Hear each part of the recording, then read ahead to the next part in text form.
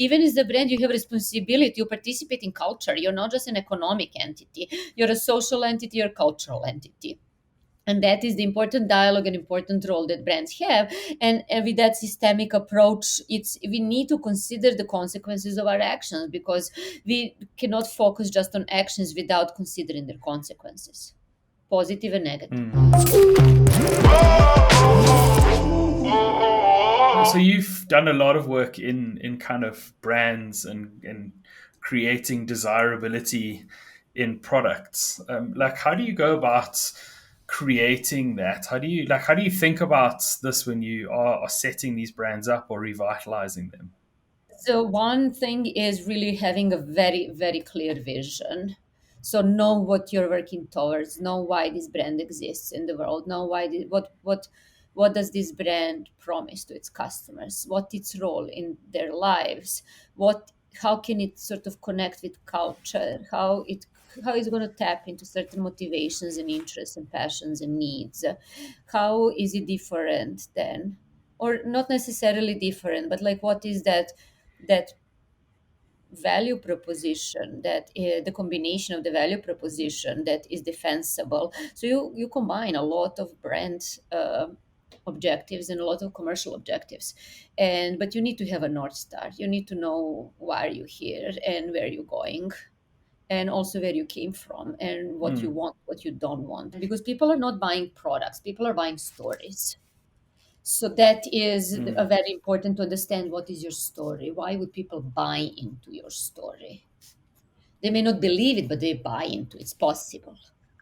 Yeah, Blade Runner. I don't buy that the flying cars, but I definitely buy into the premise of AI and Android mm, and the love affair, like, and the entire story. So I don't need to believe that there are flying cars, but I need to buy into the story. So the same thing is really here. It's like you need to buy into the story in order to be loyal to the brand, in order to accept the brand and be excited about the brand. Also, when you think about the storytelling, brands are narratives, brands are stories. The same way that products are stories, store mm, experience is a story. That's all. We are storytelling animals.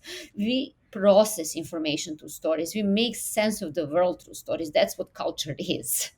So culture is one giant story with thousands and thousands sub stories. So in that sense, like brand doesn't exist without story that merge with all other stories. And mm. if you're not part of someone else's story, then you're in trouble. I'm interested to know if kind of commercialization or the commercials of the products that you are creating and you're sort of trying to create this aspiration around this product, is understanding the underlying business of it important to you in that process? You cannot be creative if you don't understand how are you going to impact. It's not just about communicating, it's not just about the brand, it's also about commercial objectives. So you need to know who is it for. And I think Mm, that is something that is inherent part of design and creativity. Is you don't otherwise go to art school, like otherwise it's art, you just create things because you feel divine calling or divine inspiration to create something. mm, It's individual creativity. When you actually live in the world, everything you're creating, I don't want to sound utilitarian, but at the same time, if you're telling a story, you are telling a story to someone, and you're telling a story not to someone as an individual, but for a certain community, and you are telling a story that is going to inspire a dialogue or inspire action, or it's going to lead to certain behaviors, or it's going to start a dialogue with culture. That is it a does it refer to culture, past, present, future? Does it contribute to culture? What does it take away? What does it give back? Like, we don't live in a vacuum. So that's how I see the creative process and business aspect of it is absolutely critical. And that's where it really starts to be fun, because when you think about vintage shop, the pieces we are selecting, we're like, hey, these are the ones that are going to elicit nostalgia. These are the ones that are going to really excite someone who is 16 years old and has a Depop account. I don't want mm. this like stupid Hawaiian shirt, because that's going to excite no one. But even that is sort of, that curation is also creative act. It's Yes. more of a systemic approach, like Dieter Rams said. You design a chair within a room, room within a house, house within a neighborhood. That's how I see storytelling as well.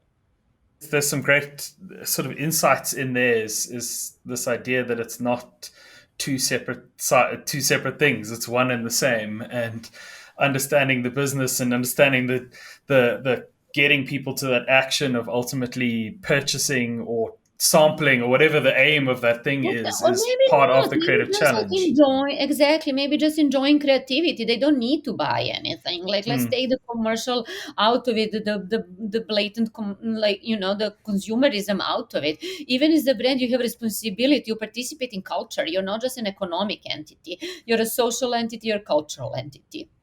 And that is the important dialogue and important role that brands have.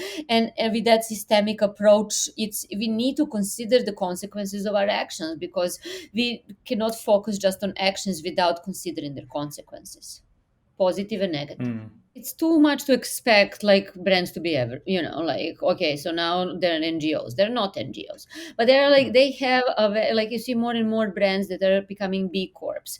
And I think, first mm, of all, that sustainability is not anymore a choice. It's something that you have to have. So that's like one fact. So that already changes the role of the brands, how they think about their supply chain, their sourcing, their production, their materials, and so on. So that, and also how about recycling and everything. So what do they put out in the world? That's part of a business strategy.